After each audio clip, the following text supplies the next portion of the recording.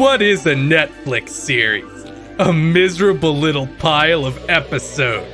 But enough wheel spinning. We have to talk about Castlevania the Netflix, Season 3. Oh, good. I'm excited. Dan isn't with us. We threw him into the infinite corridor. It's a shame he's not here because almost a year ago, we did a episode called Gamer Premonitions Castlevania the Netflix Season 3. And Dan's, I believe his first premonition, the very first one, was basically nothing will happen. And that's all I was able to think of for the entire second half of this season. I don't know why you would ever say that. I mean, I watched the first 4 episodes, took a big break, and then came back to it, and I was like, and yeah, that's kind of how it feels. I was like, didn't more happen in those first episodes? I don't know why they decided that they needed 4 storylines in a 10-episode thing. Yeah, especially when they only had 2 good ones. Yes. I guess we should talk about each storyline individually, because that's the only thing that makes even remotely sense. Sure. Which one would you like to start with? Let's start with Alucard, because it's nothing. Oh, his is the worst. So, Alucard is going insane after a month for some reason. Yeah. It's too much for him. He meets some Japanese people who came to Europe. Yeah. And knew about him somehow. Weird eyebrows. And we're just... Don't forget that they're related to the vampire that they killed who didn't bother casting a voice actress for last season. Yeah, they didn't talk. They were complete extras. Yes. I don't even remember how they died. I just remember they did. They died in a montage. It was a cool montage, though. I don't remember if Sifa cuts her in half with the ice, or if she gets exploded by the Morning Star, or what. Or maybe Alucard kills her. I really don't remember. I like how even Alucard was like, no. He was presumably there when she died. Yeah. But he's like, no, who? Whatever. I was focusing on the whole, kill my dad thing. He says, I'll teach you how to fight vampires. Yeah. He trains them for 3 days? Yes. Something like that. Something like 3 days. And then they go, and then they're like, oh, let's fuck Alucard. This is Game of Thrones. This is an HBO series now. We need ratings. Yeah. We're going to fuck. Then they fuck. They activate their weird chain anklet bracelets things. They activate the weird bracelet, and they're like, we're going to kill you, Alucard, because in the 3 days we've been with you, you didn't impart us all the secrets of magic in this giant castle.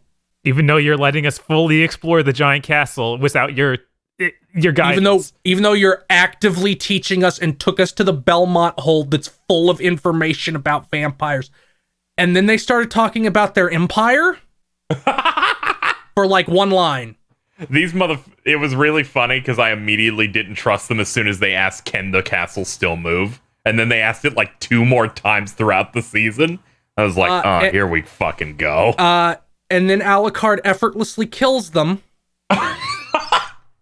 Even while fully restrained, because he can control his sword with his mind. Yeah. Yeah. Which I expected him to do, so there was no tension whatsoever. Right. It was just like, why did he, if he's going to be this upset, why didn't he just use the sword, not the sharp part, and just push him away? It took him so long, I wasn't actually expecting it. Because I'm like, this is really cutting deep into him. I feel like he'd do something by now if he could. Maybe he turned to mist like he did last season. Yeah. Let's assume that is some sort of holy artifact they had, and it nullified that ability. That makes it easier, yeah. Never mind the fact that apparently the Morning Star flail that exists to kill vampires cannot prevent demonic regeneration later on, or in the same episode rather. And this whole arc, yeah, is to make Alucard sad. Yes. So he goes into the castle and decides to be a weird recluse. Don't forget that he dispassionately impales them outside outside his door to be like his dad. Yeah. Yeah. That was. Hey, he made sure to clothe them. Vaguely. I don't get what the point of this story was. Like, Because for one, like I assume this has to go somewhere eventually. I think their idea was, one, it's Alucard and he's popular, so they need to use him, but they can't use him yet. But they also want him to be of a certain mindset for something later. I'm trying to think. It's gonna have to be something new, because even in Symphony, he's not like fuck humans. He's like fuck you, Dad. Like he shows up at the castle like my fucking dad's doing this shit again. Yeah, I kind of wonder what direction they're. I wonder what kind of direction they're gonna go with this, because this. Granted, I haven't played those PS2 games. That part of this is supposed to be based on. I guess I don't know. Just delete that notion from your memory. They're using nothing. It seems like they're doing what Game of Thrones apparently did, where they just said "fuck it, do whatever." I can only imagine that they did this just because it was the darkest thing they could think of doing to him. Like it was the easiest, darkest thing. Yeah, it was. It's really pathetic. Like a decision to, like, we want Alucard to feel like this the next time you see him. When we get another season on Netflix, right, guys? Yeah. I'm pretty sure we'll get at least season 4. I don't think Warren Ellis would keep going. Now people can ask me about season 4 if it wasn't at least mostly set in stone.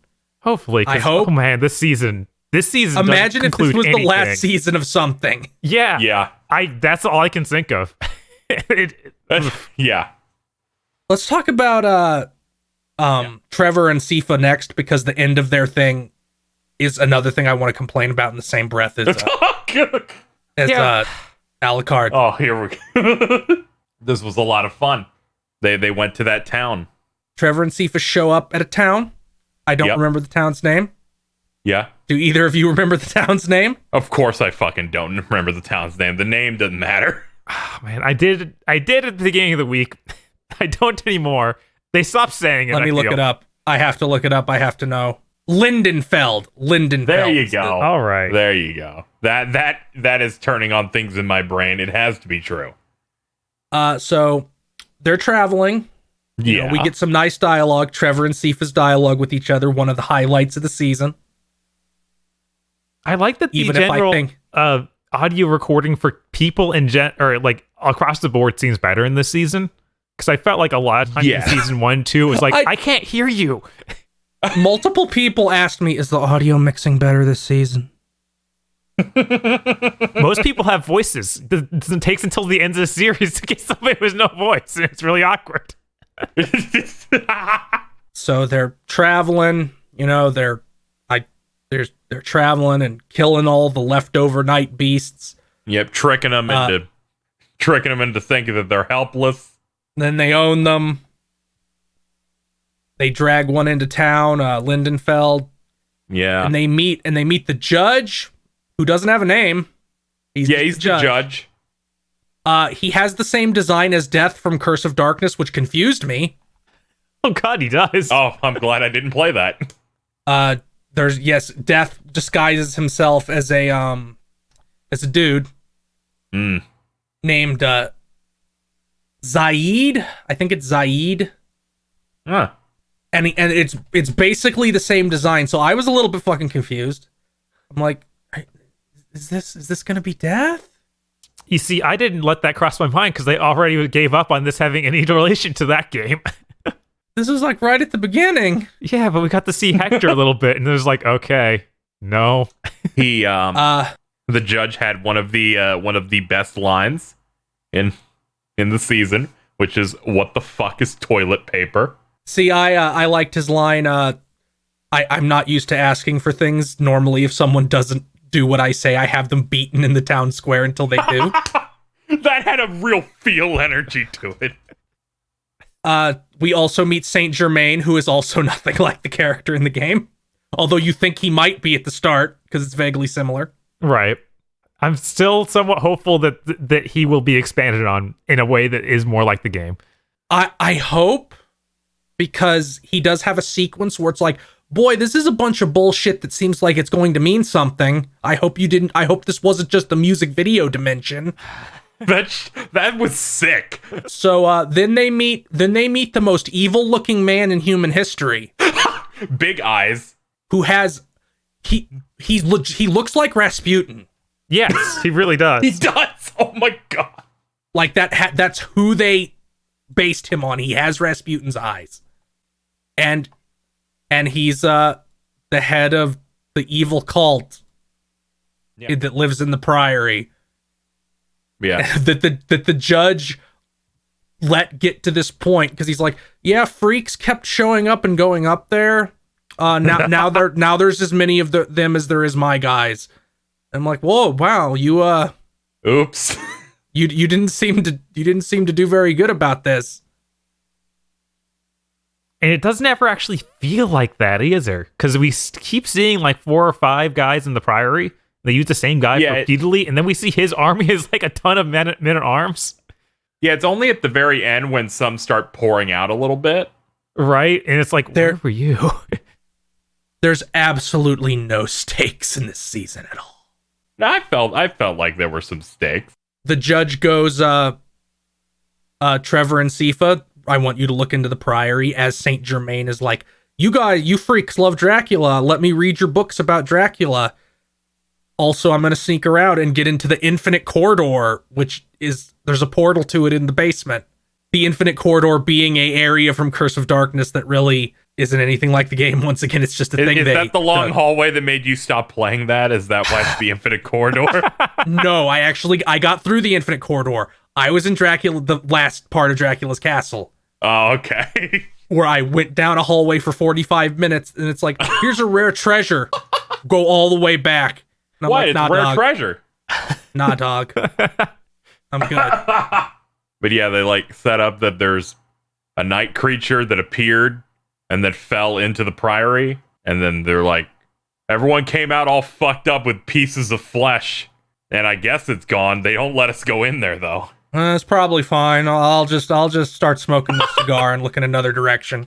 I mean, doing other things. Yeah, finding out about everything that was going on in this part of the story was interesting to me, but it felt like they really just didn't act on anything they should have at all. Like, they just sat there for days after figuring out things were going wrong.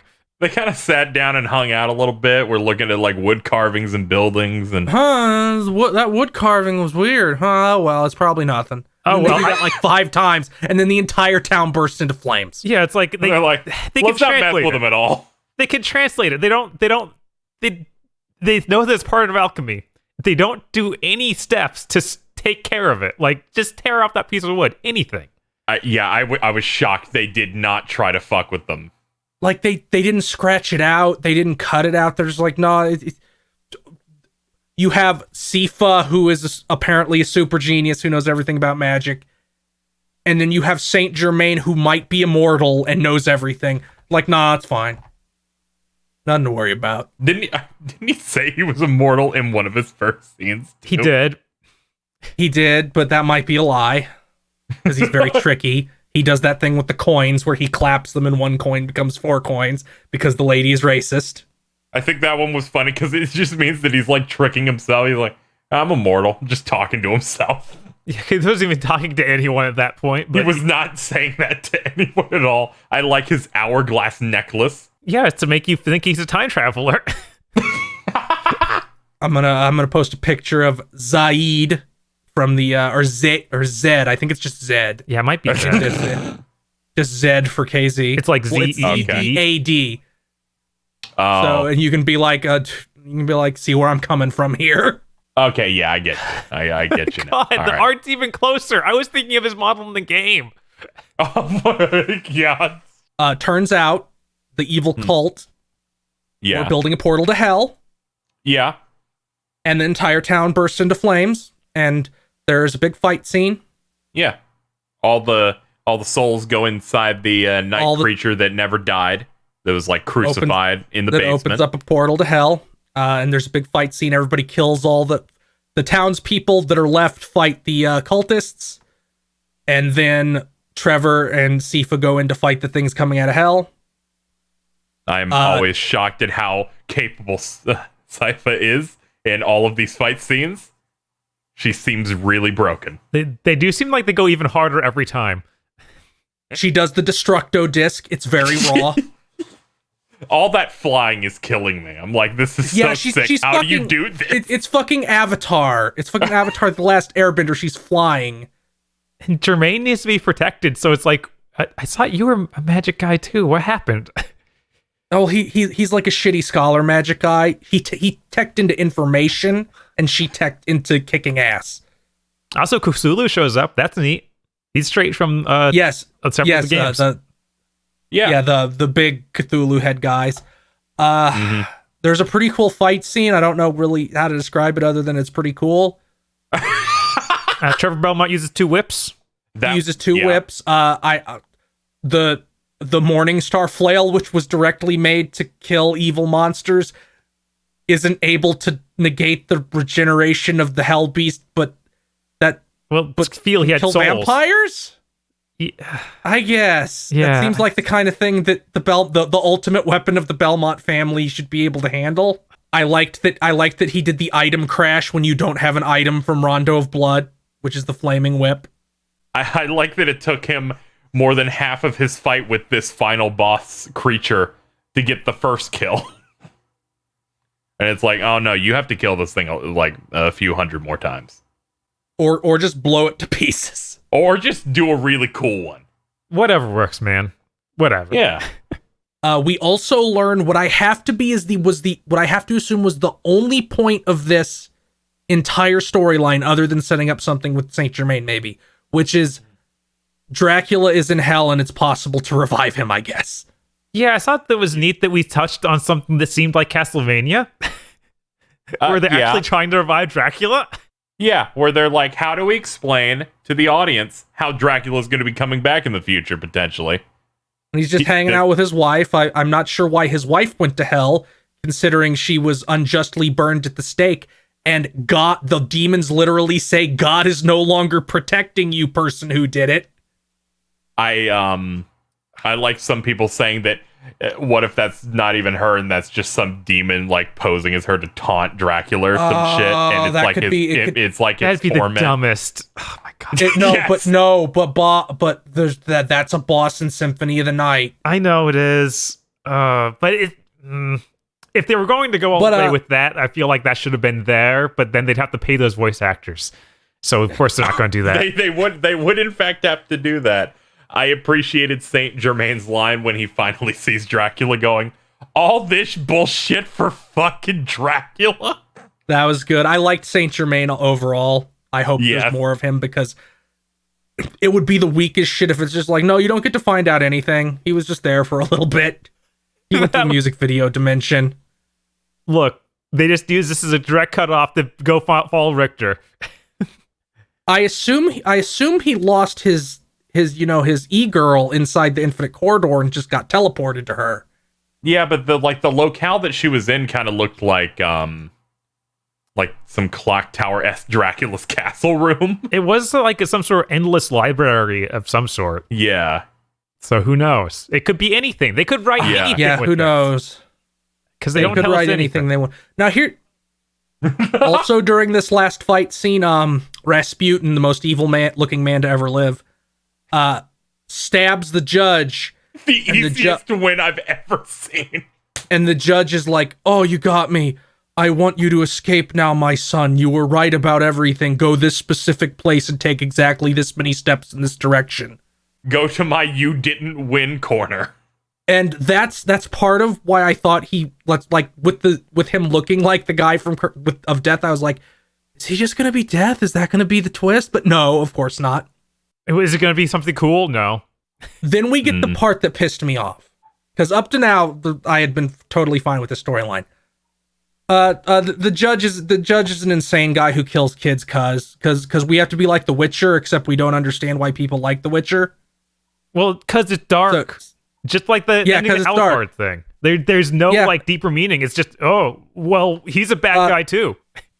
This guy seemed competent and well-meaning, so obviously that can't actually be the case.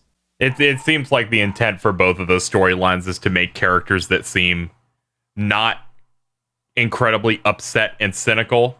Just be like that more, going forward. Be more. Oh, how great. That's always the best. It's supposed to be the contrast that you have where it's where Stipe's like, I'm having a great time having fun doing all these fighting all these demons and stuff, and at the end she's like, yeah, I fucking hate all this. I fucking hate killing children and shit. Nothing good ever fucking happens. I was really upset that they telegraphed that earlier in the season, like a few episodes ago, when the judge told a kid where his apple tree was, using very specific directions and saying, don't tell anyone where you're going, which is the number one thing you say when you're evil.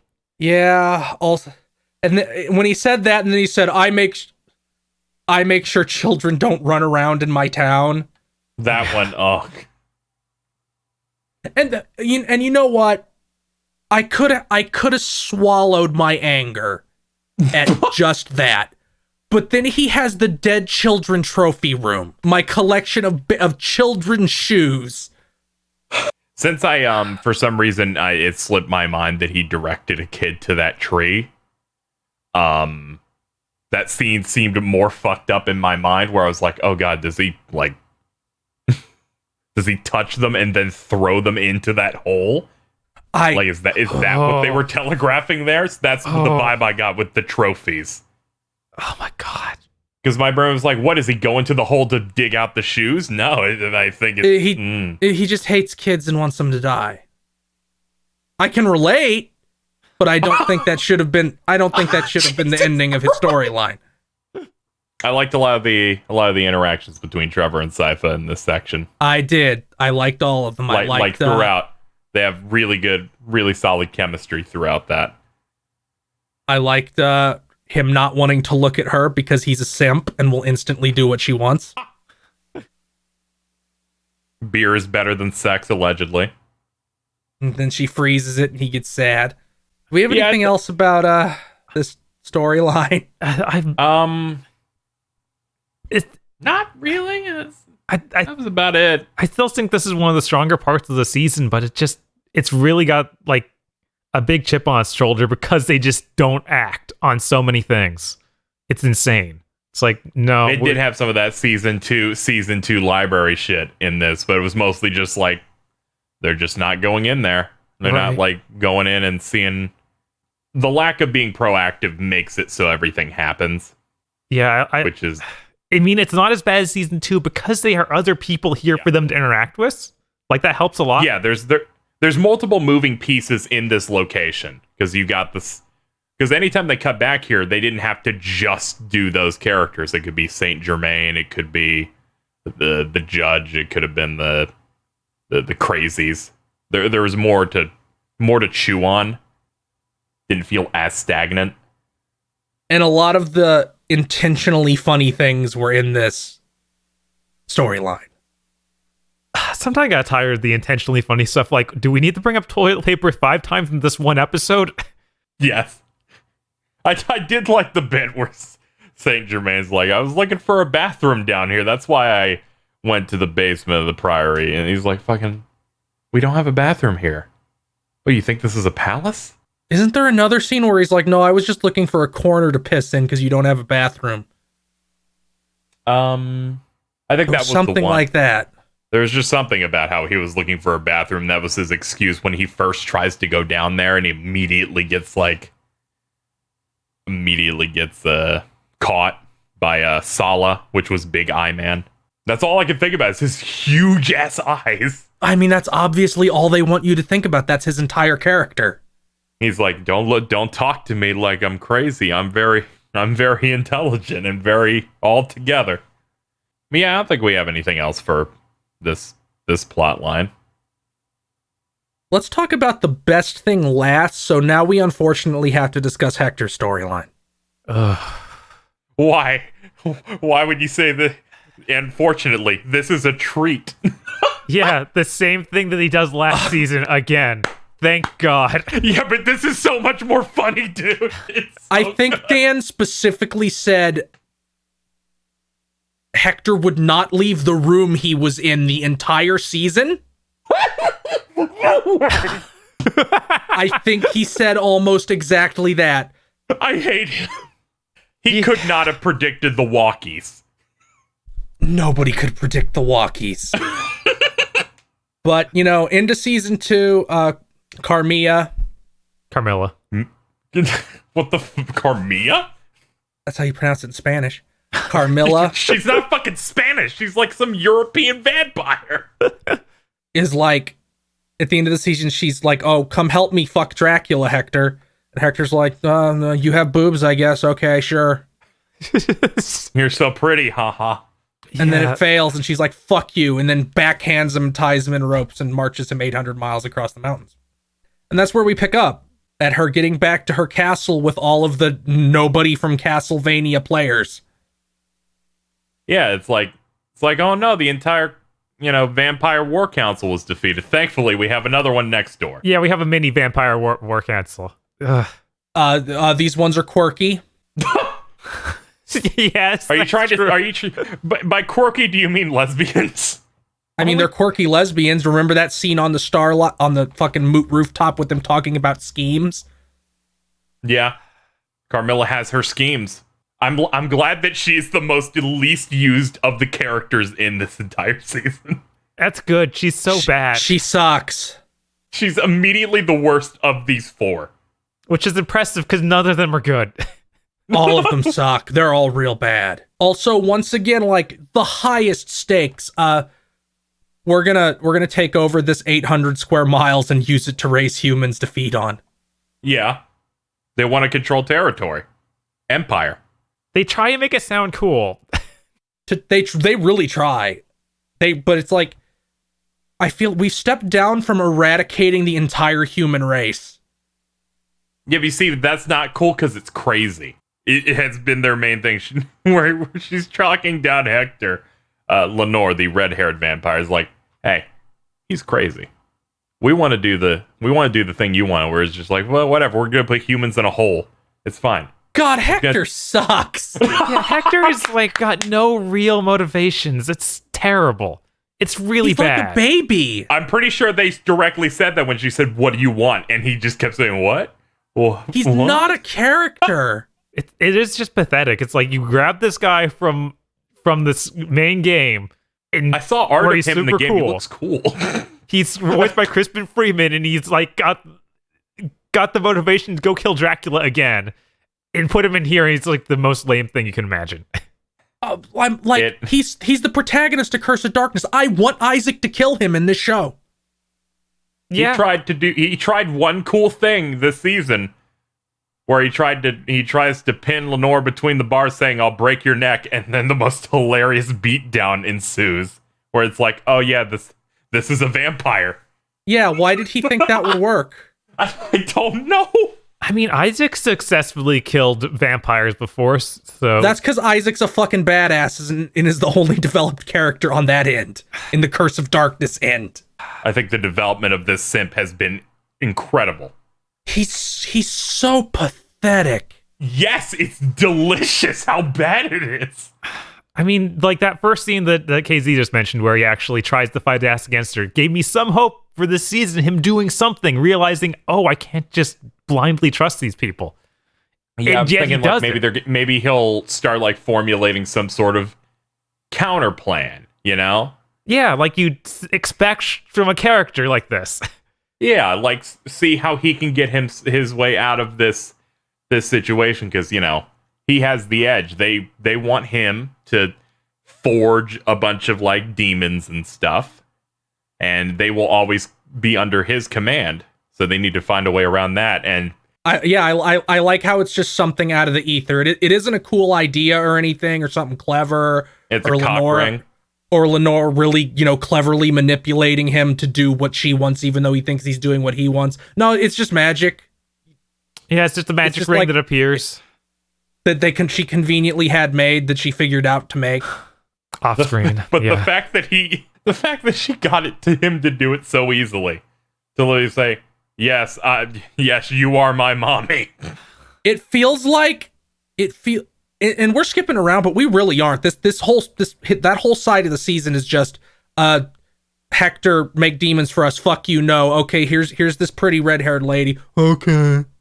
Yeah, it's basically this build up throughout the season of he arrives, he's thrown into a cell.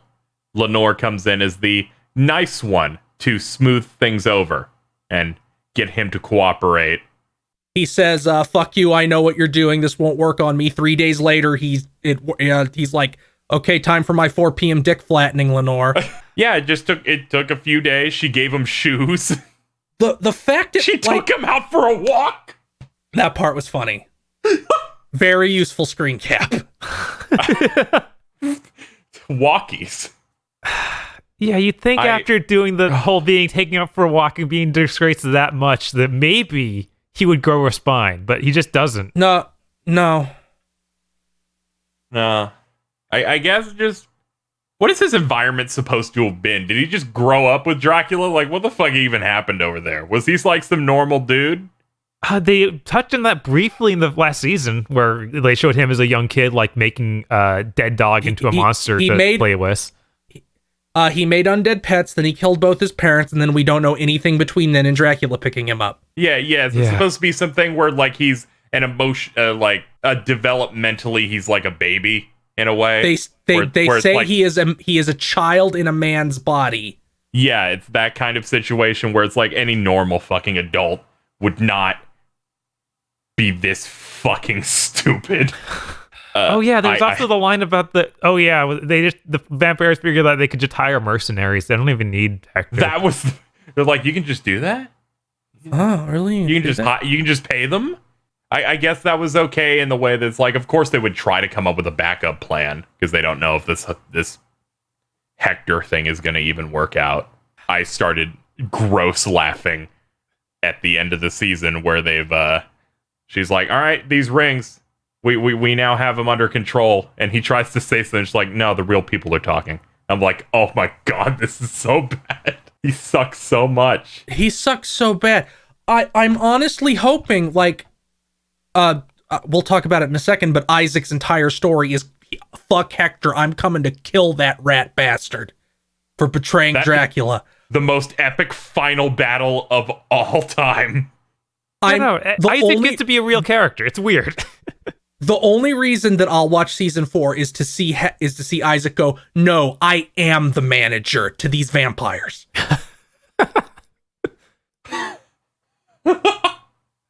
Was there anything about this specific plot line anyone else wanted to talk about before moving on to the 4th?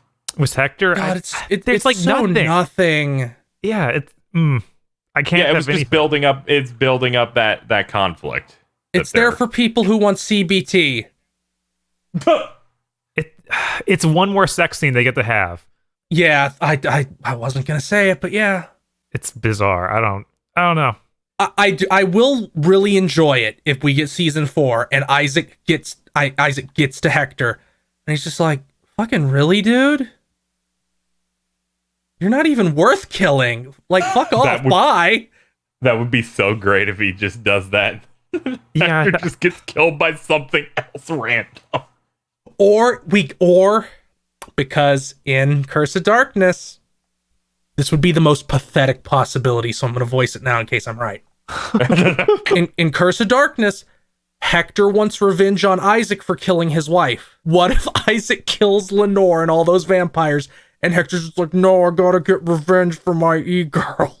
I want that to happen. No. I want him to suddenly somehow become a badass.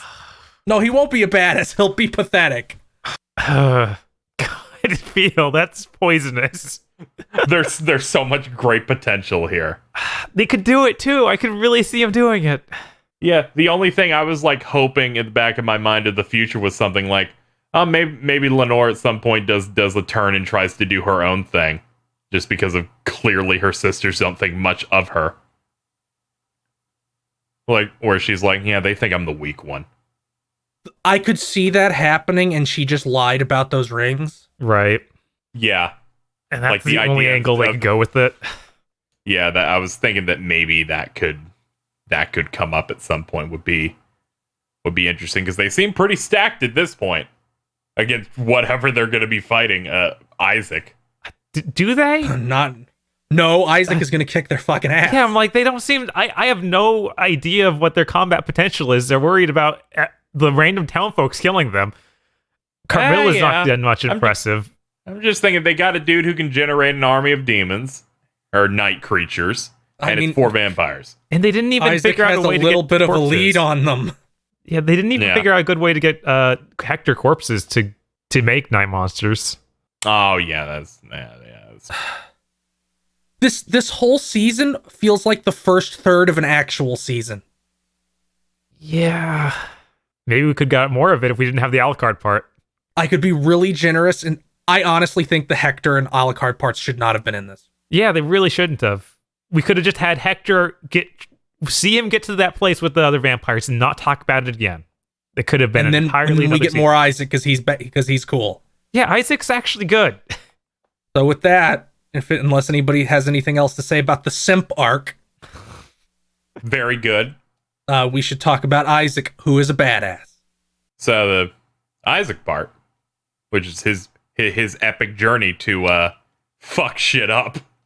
To get revenge on Hector, who he presumably does not know is the most pathetic man alive. Well, he also wants revenge on Carmilla and other vampires. That's betrayed. True. So yeah, I don't think he even brings up Hector once. I think he does at the start because he's like, magic mirror, show me Hector. Oh yeah. And then when he's talking to the owner of the ship, he specifically talks about the dude who betrayed him. But we start out with Isaac in the desert. He has all his buddies with him. He comes into a town. Basically, he goes into a shop and meets a crazy man who can't see. Who gives him a magic mirror that can show him anything as long as he calls it sir. Yeah. He's like, this'll help me, right? You'll help me out later, right? It's another Castlevania save point. I forget which one. I forget which game has the mirrors. Or maybe it's the teleporter. I think it's the teleporter from Symphony of the Night. No, it's not from Symphony because that has the Statue-Man. It might be from... He even says that the bigger versions are called like a transition mirror and you can move things between them. Yeah, they had that in the last season with Dracula. That's how he got thrown into where he was at the beginning of the season. Yeah, where he gets thrown into the desert. But then he talks to the crazy shopkeep, finds out where Hector is from the mirror. Shopkeep tells a joke and is like, "Here, take the mirror. I don't need it. You've had a hard life. I'll give you a gift because it seems like you never got one before." Then Hector murders the entire town except for that guy? It's unclear. Like most of that town just starts accosting him. I think it looked like it was only like armed guards. Yeah, the armed guards attacked him and then he killed them, but didn't he order the whole town killed or something? I think he did. Yeah, because at that point, this is the point where he just doesn't give a shit at all. He's like, I need more. Don't eat their limbs. I need those. And he's going... and this is a problem this season has, because it seems like 3 or 4 days, but it's really fucking unclear how long this season lasts, because it feels like Isaac goes a hell of a long way in 4 days. Yeah, it's not clear if his storytelling is in sync with the others or not, because he doesn't really interact with the other groups in this. Yeah, him and Hector, like, I feel like they might be on a different time scale. Don't they have to be in sync? Because they like show his they show the mirror and they show where Hector is, and it kind of matches up with. Yeah, they can be. But like, I'm just wondering. Though.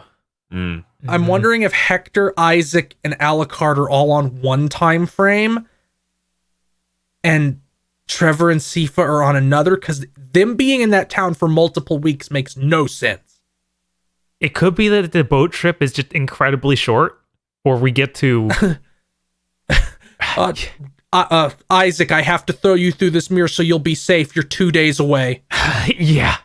Well, I mean, he still needs to go get the mirror at the end of this season to get all the way back, because we don't know like how far that ocean got him. And, it took him a bit to get to this town. too, because they do establish it's been a month since season 2. Yeah. So it took him a month of traveling to get to this town. But he needs a ship. Mm-hmm. So he goes to the port, meets a wise, mysterious ship captain whose name is the captain. I was like, who goes unnamed? Yeah. I feel like chewing the scenery. I feel like Warren Ellis has a little bit of a problem naming characters in this season, considering we also have the judge. Me and Dan thought he might have been Grant, but that wasn't the case. No, they mentioned Grant. They mentioned a crazy person was a boat. They make fun of him multiple times. Yeah, and then he doesn't show up in the season. Trevor going that. Yes, because it's a joke. He was off-screen. Warren Ellis specifically wrote him out of the series because he's like, it's fucking stupid. A pirate is in the middle of this landlocked country. He's gone. God damn it. That's so dumb. So those lines are just him mocking people who are mad Grant isn't there. Great. I love it. Hey, who needs that when you have the judge, Bob? Yes, the judge. What a great character. He kills children. He might have also sexually touched children before throwing them into holes. I did not get the sexual part at all. I think he I liked didn't. Yeah, children. now that you said that he directed a kid to the apple tree, now I know that is not it. But when I first watched that, having missed that line, I was like, oh no.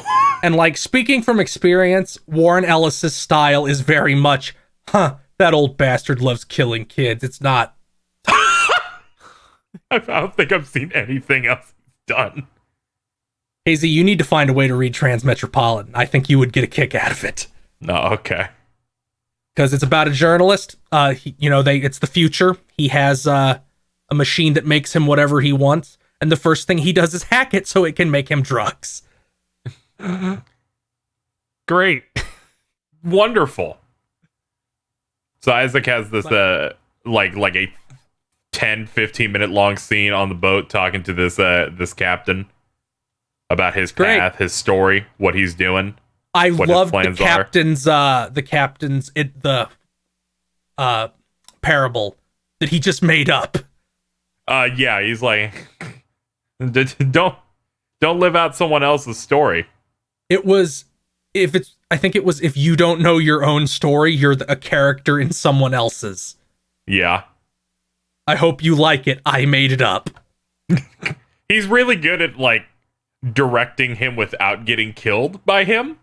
Yeah, because it's so weird that like everybody else, everything's terrible. Fuck you. Everybody's out to get you. The world is shit. And Isaac's is a little bit more like some people are nice to him and treat him respectfully.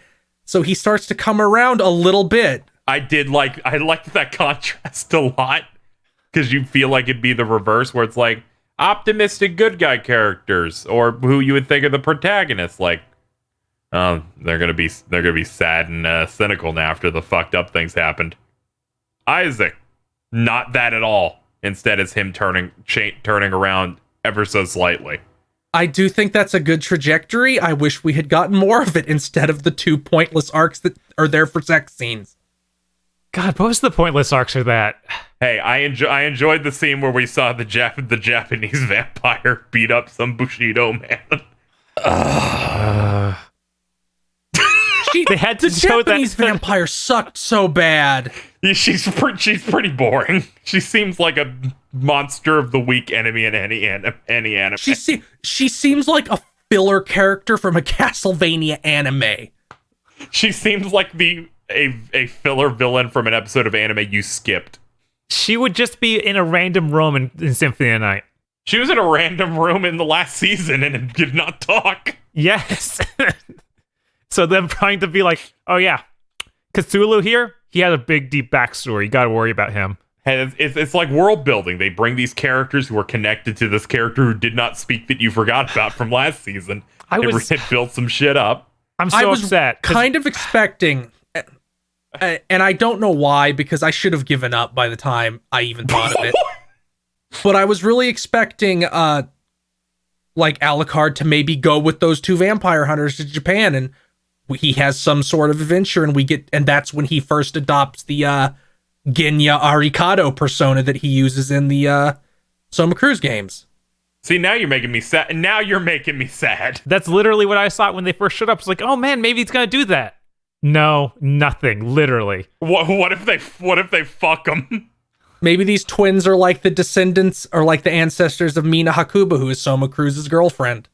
Instead, it was just nothing. No, it contributed to making him very more like his dad and angry and sad, and he went in the castle. He no longer is going to talk to dolls and say that fucking Trevor's gonna put his little penis in a dead dog.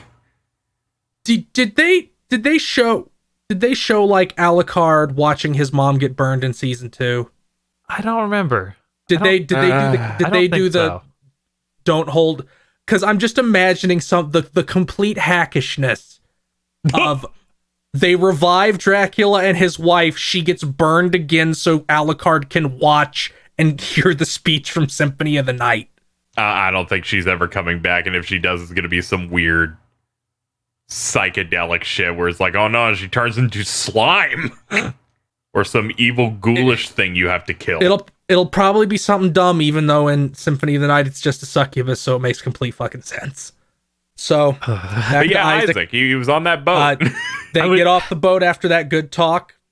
The boat immediately leaves because they know the town is going to try to kill them. That dude's so smart. I loved him. Why didn't he even drop him off in town? That's what killed me. It's like, anywhere else, dude. Clearly, he's not going to laugh. He probably knew what was going to happen. Is like, that's going to be funny. Yes, he seems like he's like, let me see if he puts my advice into practice. And then you have one of my favorite scenes in this season, which Isaac's like, hey, I just need to pass through the town and go north. They're like, no, you got your fucking monsters. I'm not gonna let you do that bullshit here. He's like, come on, I'm being nice. Just let me. I'm only gonna be nice once. Yep, and then like, no, we're suicidally stupid. And he said that fucking when these things happen, people are gonna remember fucking you guys are just so fucking rude. That did make me laugh. I fucking lost it. I may be reviving people from hell and putting them in demonics bodies, but at least I'm not rude. It's insane. It's like, you can't talk your way out of this, dude. They literally aren't going to let you in their country because you have a horde of demons.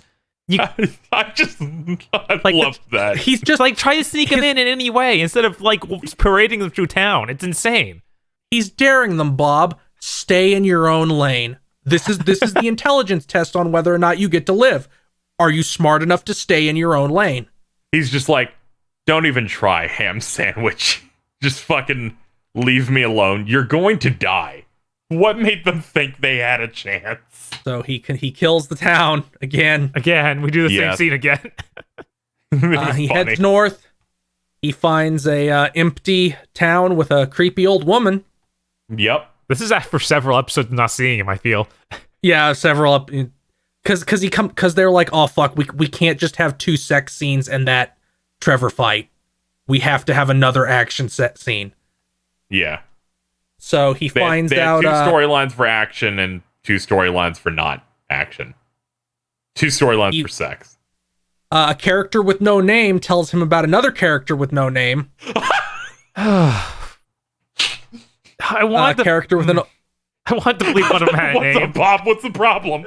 Oh, I think the woman might have a name. I think her name might be Miranda. I think that touches my brain. Yeah, she did have a name because they went into a little bit of stuff with her. But she is like a sorcerer came and took over everybody's minds and is making them build a city. She has powers, but she was old. She was too old to be able to like help anyone but herself. Does like cool anime pose to show that she's epic and strong. It's weird. You almost expect the JoJo's thing text behind her. Yeah, I was going to say she does a JoJo's like aura pose and then sits back down because she got tired. But him going to defeat that sorcerer gives us the second big I clapped moment. You know, the first being the fire whips. Yes, his boss fight. Which is the sorcerer is building a town with all these bewitched people. Isaac shows up and starts fucking things up. the wizard goes, fuck it, I'm gonna turn all the people into Legion, the Castlevania boss that is just all the bodies that make a big sphere. Yeah. Yeah, it was very cool. I did like that it wasn't just, it's always a ball, like they shot some out. They're like, that sequence of him running up the It was tower, cool. It was a very cool scene. They're coming out of the windows and shit. Yeah, I think it was more interesting than anything we saw in the rest of the season. Yeah, it was the most like active, because it wasn't fighting in like an arena or anything like the big last fight in Lindenfeld or whatever that place was. He had a goal that he had to reach before he was either killed or taken over. But the sorcerer is the guy who doesn't have a voice actor, and it's really obvious. He doesn't have a voice actor. He doesn't have a name. He doesn't have a backstory. He doesn't have anything. He's there so Isaac can... He's a side quest. Yeah, it's like, this could have been really cool. It's still pretty cool, but you could have actually had time, not had those other stories, and made this amazing. I wish they just had a voice actor who could like ham it up a little bit. Yeah, anything's better than looking at Isaac like 2 feet from him and not saying a word as you try and mind dominate him. Him not saying anything makes him so nothing. I wish they had something like that where he could project his voice and taunt him as he's fighting his way up. Feel like something like that, I think, would have made that a bit better. Boy, this magician sucks. What makes you say that? Not just like what we just discussed, obviously that, but it's like, my magic didn't work on that one lady. This dude is clearly a magician too. Oh, good, my magic worked. 1 second later, oh fuck, I got stabbed. Oh yeah, don't forget that he had the shield rod in his room, so you can clap. It was right next to the Mother shield. Oh, cool. This dude's... he could have been anything. He doesn't have a name, a voice, a goal. He has a vague goal of I want to build a castle. Yeah, he wants to build his crazy city, which could be really cool. And instead, he is a side quest that will give him a lot of bodies. And the mirror that lets him transport a bunch of dudes. Yeah. It legitimately feels like Isaac walked into a room, the Igavania boss door came down, and then the sorcerer just appeared. And you never hear anything about this guy before, you never hear anything about him after. Yes, this was the most video game part of the entire season. Meets random woman tells about, if you go to this town, you can go do this. There were 2 little boss fights in it. A quick time event where he had to mash the button to make sure his dagger could cut his mind control crown. Just wait, in season 4, we're going to get some side characters from Eastern Asia that were previously mind dominated by him, and now they want to make out with Isaac, I think. And then he just kills them. Like, they don't even have a chance. He's like, no, not interested. Isaac is the only reason I'm going to come back for season 4. Yeah, he's the only glimmer of hope for this series. I assume at least the 3, not Alucard. He's fucking off in misery zone. Oh, we totally skipped what I thought was the most interesting part of the season, which I wish we'd gotten more of. Isaac talking to his monster. Yes. Yeah. Yeah, when he talked to the fucking bug. He's like, because his soul forging literally brings a soul out of hell and puts it in one of the corpses to make a monster. Yeah, that's why I thought it was kind of reasonable that Dracula's wife would be in hell, because, I mean, that dude was sent to hell even though he was just some dude from Athens who was a philosopher. Yeah. He implies that he went to hell for lying? Yeah, I guess that there was selling out his friends, but then... So... Because God takes betrayal seriously. Yep. But again with Dracula's wife, I feel like they explicitly made a point that God is no longer protecting the people who burned her. Yeah. So God is still like, no, fuck you. You cheated on a math test once. Fuck you. It's fire pits for you. feel like just anyone who dies goes to hell automatically in this. Although they might be using the Dante's Inferno shit where she's in the lair for scientists where they aren't actually tortured. Okay. No, that's a thing. That's a thing in Dante's Inferno where if you didn't believe in God, but you didn't do anything wrong, you just didn't believe in God, you get like a totally normal place, and your only punishment is that you're not blessed by the touch of God. So they could be going for that. It's possible. Maybe we'll find out. Maybe we'll find out if Isaac interviews his demons some more, which was really cool. I do like that he just, has characters that influence him and he gets to learn from. He gets to develop as a character. Yeah, it's weird. That isn't just him going, I guess the world really is bullshit and I shouldn't trust anybody. Well, that's development. I hope that in season 4, not Alucard, like I said, he's fucking off. Fuck him. I assume the other 3 storylines are going to converge. Yeah. The others feel like they can. Whereas Alucard's sitting in his house still. Trevor and Sypha have to be in the part of the wherever, Eastern Europe, where the stupid vampire plan is going to happen. In the 800-mile long range that a thing is going to happen in. Isaac's going to show up there with his monsters. Heck, he has the teleporting mirror right now. Like, they could start the next season with him teleporting straight to their castle, I would think. But they won't. Maybe they will. That'd be really funny. Yeah. If, the first episode is him teleporting in, ruining them, killing Lenore. In the first half of the season. That would be really good. If we just destroy all of that. That would be the worst, though, because it would entirely prove Dan right. His fucking premonition was just, the whole season will be nothing, and then the actual Curse of Darkness will be season 4. Well, Curse of Darkness didn't have these Kino vampires in it. That's why they'll all die in the first 15 minutes of season 4. Yeah, and then the rest of it's about Isaac bringing Dracula back. It'll be Hector being like, no, my e-girl, and going to try and kill Isaac. Can you imagine a situation where within 1 or 2 episodes, the entire vampire council is defeated, and somehow that season ends with a Dracula fight? That would be the most they've ever gotten done in a season. Yeah. I hope. I hope it will Isaac's sister show up and just look like Lenore? That's a thing in Curse of Darkness, KZ. Isaac's sister is the love interest for Hector and looks exactly like his dead wife. Which is not explained at all. Yes. Well, this point, I feel like we do that part where you review it, give it a score. We want to give a score 1 to 10? Yeah, 1 to 10. We're not fucking put it in a doc or anything, but close it out like we did fucking the Star Wars one. Yes, Field can start. This was bad. There was stuff in this I liked, but there was just so little of it. There was so much spinning of the wheels.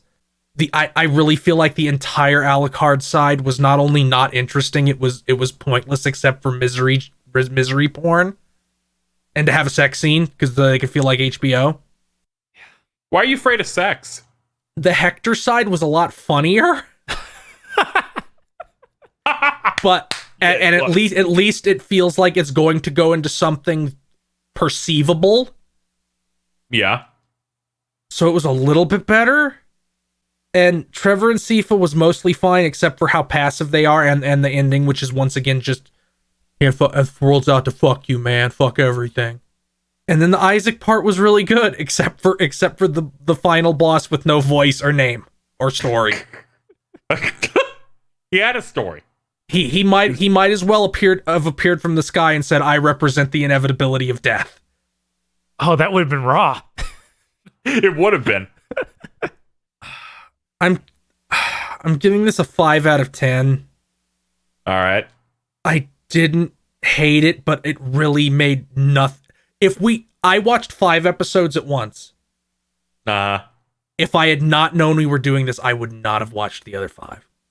And it wouldn't have been like, this is bad, I won't continue. It just would have been disinterest. It would have been, no, I don't feel like it right now, and I would have forgotten. All right. Bob?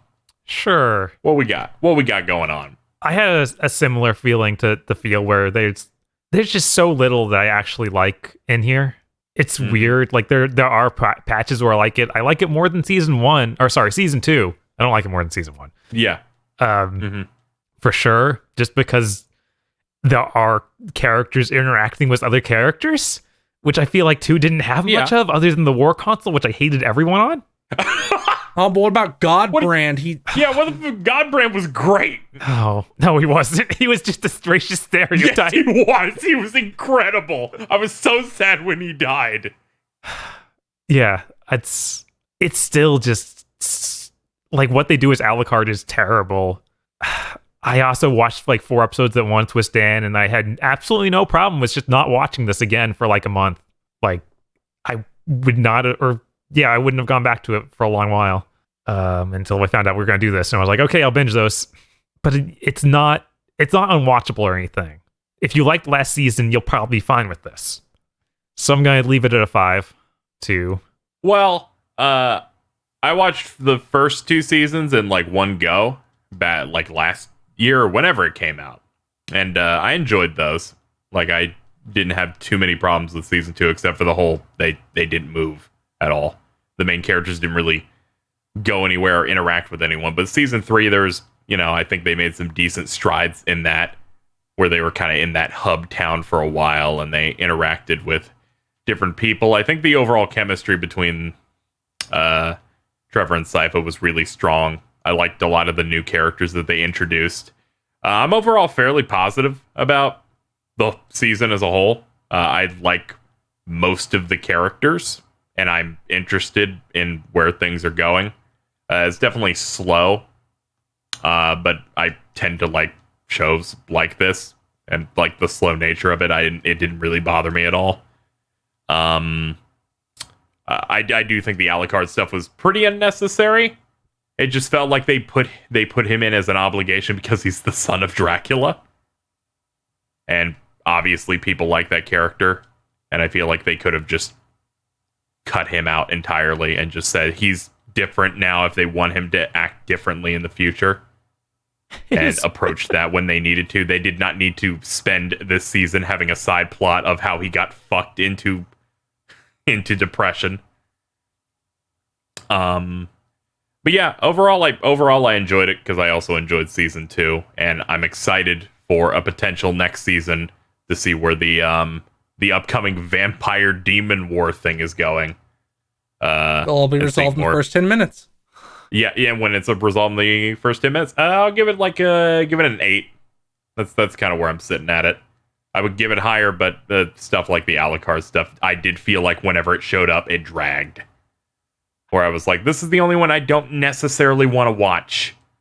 Where every time they shifted, I'm like, okay, I can see what's going on here. I like that we all brought up the Alucard part. It's a character that they felt they had to use. It's like, I don't think anybody wanted to see this, though. Yeah, it just became this thing of like, it's Dracula's son. And, he had some... It's so sad that his best scene is when he's talking to the fucking... to his friends. In the first 2 minutes of the season. Yeah. It's the first line. It's just him mocking both of them. Like, this is the stuff that made me like him a lot. That and the action scenes he was in. And unfortunately, he didn't get that past that. And it's really unfortunate that they didn't. I kind of wish he just went with them, or they didn't use him at all. It would have been better if it was literally cutbacks to him still going insane in his castle. Oh my god, that would have been so great if he was just a one-note comedy bit the entire season. Yeah, that's what I thought was almost what I expected when we first got to him. I'm genuinely wondering if we're like just going to not see him at all in season 4, and it's just so he can come out of his castle, and like right outside the door are Richter and Maria, and he's like, it's been how fucking long? What? Shut up. I've seen so many people going, you see, they're setting this up so at the end of the next season, they can either end it with it or tease that he'll be the villain for season 5. Because he's just all jaded and angry now. Because humans are fucked up. Dad was right. But he knows two humans that aren't. Yeah, I know. It seemed psychotic when I read it. It'd be epic, though. Yeah, that's what I was. Dumb. That's what I was afraid they were going to do. And then Dracula appears as a force ghost and is like, "Cut it out, son." Okay. Now you're getting. But hey, they will tweet about it later on the Netflix account that's not what really happened. They didn't actually fuck. What? Is this something that happened? Oh, no, he's Star Wars. Talking about Star Wars. I'm talking about Star Wars. You're talking about Star Wars. I just think he's gonna be sad, jaded, and stupid the next time he shows up, because that's clearly what they wanted to do to him. I really hope that it's just like he's a recluse now. We have to justify why he isn't involved in any of this other shit that he's not involved in. You'd think that at some point Trevor and Sifa would just go back to the castle and check on him, but I guess no, they're having their fuck adventure. It's a pretty good fuck adventure. They're having a good time. Well, they were until that happened at the end. You mean that thing they could have easily prevented? Yeah, it was bad. Yeah, at the start they were having a good time. Sifa was probably having a good time when she used the Destructo disc. Yeah, she was talking about it. She's like, "This shit's fun," and at the end, she's like, "Oh man, some kids got murdered. That part's sad." It is. Don't be afraid of sadness, Phil. It's part of life. You know what? We're not done with the podcast yet. I guess I'll bump mine up to a 6, just because it was like a 5 and below is what I would rate season 2, and it is a step above that. Like, I like Germain and stuff. They had a good few characters that when they were on screen and they just started talking, they were just kind of like really chewing the scenery in a way that I was like, yeah, please keep going. I feel like the ship captain was the same way, where I'm like, yeah, I'm vibing with this a lot. Just keep going. Yeah, there are enough hints of a good show in here. It just, the last couple episodes really upset me. How do we end this? We'll just end it with this thing I looked up while we were talking. Sure. Yes, Alucard killed that Japanese vampire, and she was so irrelevant he forgot. That makes it Kino. He's raising the next generation who fuck him, and then he kills them. Very cool. This video was brought to you by the power of the legendary GigaBoots executive producers: Vincent Pover, Nicholas Cameron, E. Lee Broyles, Star Falcon, Spaceman Spiff, Danny Richardson, Dryzart, Red Blaze 27, and Texas Man joins Smash. Thank you for lending us your power, our executive producers. And also these guys. If you want to become powerful like our executive producers, then head on over to www.patreon.com/GigaBoots today.